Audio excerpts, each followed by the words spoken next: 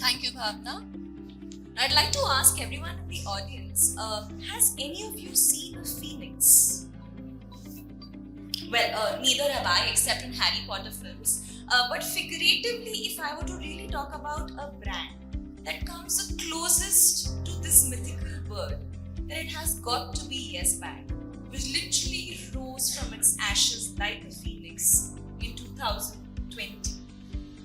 Joining me is, of course, Mr. Nipun Kaushal. Thank you so much. I really enjoyed talking to you about Yes Bank. So, yeah, let's go. Now, 4 years ago, when RBI clamped down upon Yes Bank, no one really thought that it was going to spring back and how. I want to understand from you, when you joined Yes Bank 2 years ago, what really were the first things on your agenda?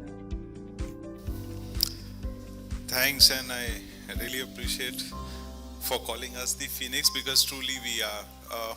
So, if you see globally also, whenever a financial institution of that scale has gone through troubles, either it has merged or been bought out. Nobody has been able to come back. So, this is globally, I would say, not been possible. Uh, why it was possible with Yes Bank was that I think our customers were very happy with us, and it's not that we felt that way. So all the research very clearly indicated that they did not have a problem with Yes Bank.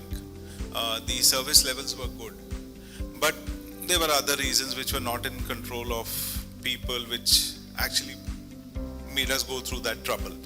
So getting back those customers when we started reworking, the bank was run by an independent board. The only thing that we now had to work was how to build the trust back. So there was a bit of a trust deficit with the customers, a larger trust deficit with the investors. So I think the challenge was far open. Well, when I was joining, I did face a lot of questions from my friends and community. Are you serious? Are you going to join Yes Bank? And I was like, yes, I'm going to join Yes Bank. Because when I met with the senior leadership, the kind of clarity they had in their mind, and by that time they had fixed a lot of issues and they were bouncing back. So I thought, why not be part of a team which is going to bounce back, has the energy, and honestly, the brand is good. I mean, every brand goes through some bit of challenges. Who hasn't gone through challenges? But the resilience that was there in the brand really attracted me. When I was tracking the share prices of Yes Bank, and it kind of plummeted by 94% in the past 5 years. But just like you mentioned, I think this was the only private bank which RBI kind of had faith in and relaunched without merging it with a public sector bank. So I think that really speaks volumes, and it has a lot of vote of confidence from their end. And yet last year you decided to go for a complete brand refresh. I'd like to understand why you did that, and how has it really helped unlock growth? So I don't know how many people are actually aware. Even before we went through the tough phase, we hold at that time we used to hold about 34 to 35% of market share of UPI. So we were the leaders. So practically every third UPI transaction in India goes through the Yes Bank handle. Today that percentage is above range of 45 because your Paytm and all also goes through Yes Bank. So whether I see the digital prowess of the bank, so if I pick up when government launched CBDC or ONDC, Yes Bank was the first one to implement. In fact, today we have been designated as the critical digital resource by the government. So there has been a lot of success on that. Now coming back that how we thought of refresh and not rebrand. So there is a difference between refresh and a rebrand. We went through an extensive research with our stakeholders. So whether it was part of our investors, and in India we are the largest organization with the highest number of investors, nearly about 6.5 million investors we have. So not that we covered all, but the research agency spoke to our employees, customers who were with us, customers who had just left Yes Bank because of the issues. And that's how I said when the research came back, everybody said yes bank as a word, yes is a very positive word, and it's unique. It is always in a positive affirmation. You say yes to a lot of things and the life changes. So the name was never a problem. But what we realized was that research and everybody said, please keep the name Yes Bank. Don't go into changing. And Yes Bank did enjoy as a brand a good amount of equity for a lot of good work they had done, whether sponsoring the IPL and others. So we said, okay, we'll go for a refresh brand. So by refresh, what we meant was our narrative will be different. We were a affluent bank where we had a very set focus in terms of the customer profile that we want to target. But we said now we will go in for a mass affluent. So the important deposit centers, we are not going to get into general banking. We will stay in the upper profile banking only, but expand that. Also, the fact is that our logo has served its purpose by then, what we had. So we said if we are going to be a new bank in terms of, people have a habit of calling anything as 2.0 or 3.0, nothing of that sort. We were a refreshed brand. And what we looked at was that how does my design language talk about it? And once I have my design language in place, then what will be my narrative? So when we looked at our logo, we said we really need to work and make it more young and aspiring logo. So the name Yes Bank remains the same. The tick, if you remember, was earlier inside a box. So you are ticking the box. Now at one given point of time, you always appreciate, you should tick all the boxes. But at the same time, if you see the new generation or the new style of banking, you don't use paper and pen. You are a digital savvy customer. There you don't have to do tick in the box. And you don't have to put your brand within the box. And you never box it up. Edges can't be too sharp. So, the global players, like whether you take Apple, Facebook, Spotify, the logo styling is very soft, edgy. It is nearing cursive kind of thing, but very soft. So we took all those inputs and the colors, whether it is the color which is digital savvy. I think the main mindset change was that we are ahead of a lot of banks in our digital properties. So let's look at those things, and then the brand refresh narrative of Life Ko Banao Rich came in, where we said life, when you say there is a difference between the word rich and wealth. Wealth is more materialistic, but your life can be rich. If you have a passion for mountaineering and you keep doing that, that is the richness that you add to your experiences. So as a bank, what we said was you make your memories, you are spending money to build memories with your families and everything, leave banking to us and we will ensure that you enjoy it. And that's how the entire refresh structure came in of Life Ko Banao Rich, with a refreshed and a vibrant logo. Also, brands today are very, very creative in their approach. From tie-ups with travel brands to actually launching cards with quick commerce players. Just so much that they're doing which wasn't there earlier. How is Yes Bank really running that race? So we are one of the very noted players in fintechs, and we have tied up with quite a few fintechs as well. So just to name a few, like whether it's the UPI card with Paisa Bazaar or Zaggle, which got listed a few months back.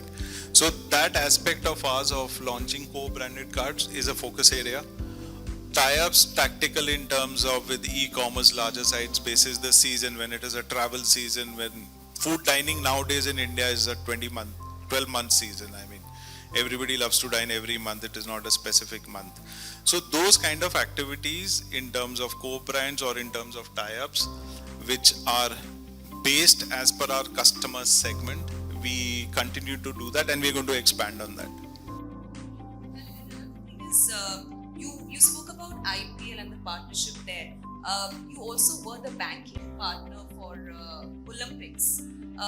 Do you think sports is going to be a major area which you're going to tap in future? And are you also going to target big ticket properties like the IPL again?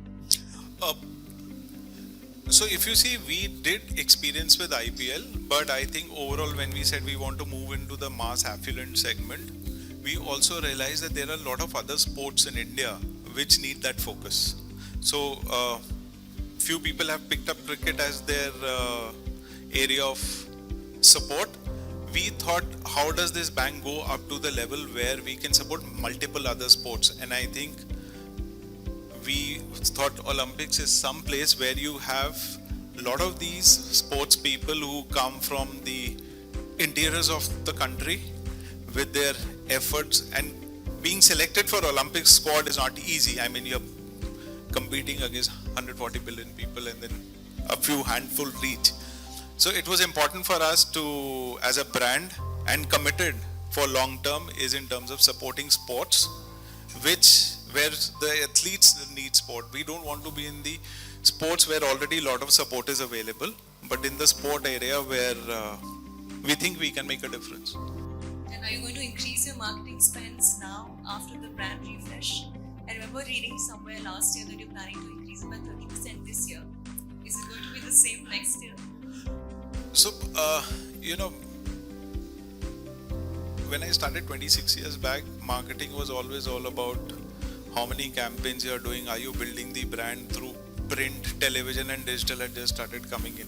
I think today the role of marketing is in two parts. One is where you ensure that your brand sustains the level or moves wherever you want to target, and you're at the right audience. At the same time, you have also the responsibility of ROI.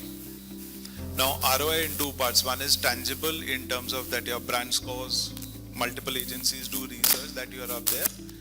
And as far as the other side is, what is the business you're getting in? I mean, it's very difficult and it's going to be equally difficult to just invest dollars and say, everything I'm getting is intangible. Because businesses need support. The management needs that whatever money is being spent has been optimally used, but end of the day has generated some business. So when I say that my budgets would go up, budgets by the inflation rate anyways will go up, but our focus on digital performance marketing and martech tools is again going to go up. Today, taking forward that point, everyone who's sitting in the audience, I'm sure they're researching more, they're reading so much more. Do you feel today it's that much more difficult to acquire customers because they come from a place of knowledge, or is it the opposite? Acquiring customers, whether now or maybe 18 years back when I was working with Maruti, was never easy, in spite of being the market leader in auto. It's always tough because you will always have competition, and more importantly, how do you relate to your audience? So what we say ROPO, you read online and go and purchase offline. For financial products, I mean, it doesn't happen morning I get up, I say, okay, today I want to open a savings account with this bank. It doesn't work that way. So I think it's more important for us is from brand side, how do we stay top of the mind in terms of recall and consideration with the Gen Zs. As far as business is concerned, the customers that I've already acquired, so if we have nearly about 6 million customers, how can I deepen my engagement with them? How can I deepen their wallet share with me? I think that's where a lot of focus. A lot of times we do have a strategy where we want our new product first to be offered only to our existing customers and get maximum out of that. Because when you open a savings account, or when you open your first account, then whether it's your credit card, whether it's your auto loan, whether it is your home loan or any other forex, everything, you don't want to go scouting around multiple banks. So that's where you build that stickiness that anything that you need, then you should come back to me. And another thing, banks today are facing competition from multiple sides. I think there are fintech brands, a lot of people choose to do payments via UPI apps. Then of course when it comes to credit options, there are a lot of these NBFCs coming to the market, Reliance, Pyramid players there. So who really is Yes Bank facing competition? Yes Bank is facing, or rather, I would say all banks face competition for all the entire within the banking fraternity. You know, yes, NBFCs offer asset products, but they don't offer you liabilities products, which is your savings accounts. NBFCs will offer you a credit card which is backed by a bank. NBFCs have their own advantages. We all work in a very regulated environment. What NBFCs can do, banks may not be able to do, and vice versa. So competition, I think the pie size is large. If you see how much is the bankable audience in India and which segment you are playing, I mean, the biggest bank is SBI, but we don't play in that field. So for me, a competition would be what is my peer group, what is the target audience I'm aiming at, and I think right from our childhood we have competition to even get a nursery school admission. So companies will have a competition all through their life. This is one last question. Now, 2024 has clearly been the year of AI. I want to understand from you because you have a very strong digital trust now, be it on banking or be it the marketing part. How has AI truly changed the way you function? Just to give you an example, bots are a lifesaver. If you really want to get connected to a bank in the night, but if I want to solve a complex problem, I really want that person on the line to come and speak to me. I don't want to get an awkward answer. So how has AI truly changed the way you function? So people do confuse between AI and Gen AI. AI has been in the world at least for the last 8 to 10 years. So classic cases are Amazon when they started 10 years back using AI. Before that you had ML, which was machine learning. Now, and I don't want to sound that I don't believe in Gen AI, but the fact is few years back whenever we used to have interviews, used to be on blockchain, then big data, now is Gen AI.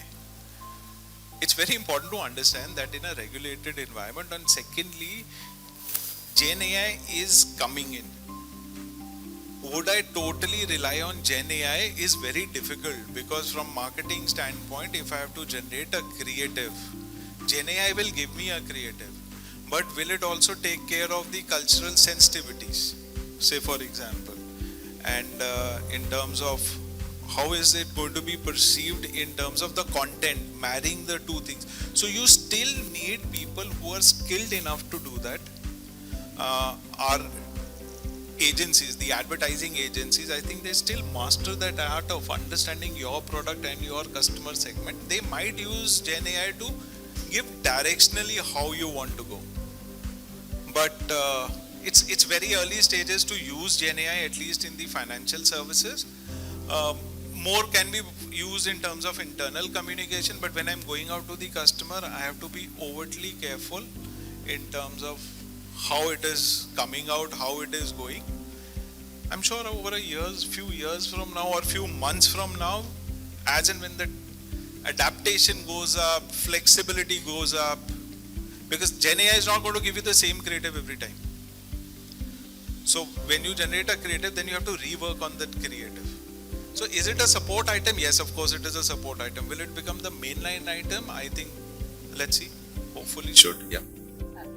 Thank you so much for speaking to us. I just like to emphasize another thing that you also brought out. 3 years after the collapse, near collapse of the brand, I think you really sprung back and managed to get the highest number of shareholders a bank could have mustered up, or even for that matter, an entire brand, a brand in India. So if that doesn't scream trust, nothing does. So I hope all the initiatives that you are bringing to fore also helps that phoenix to rise higher. No, I think we are out of the phoenix stage now. Now we are one of the top 6 private sector banks, and we of course hope and putting all the efforts to move further up on the ladder. Thank you so much. Thank you.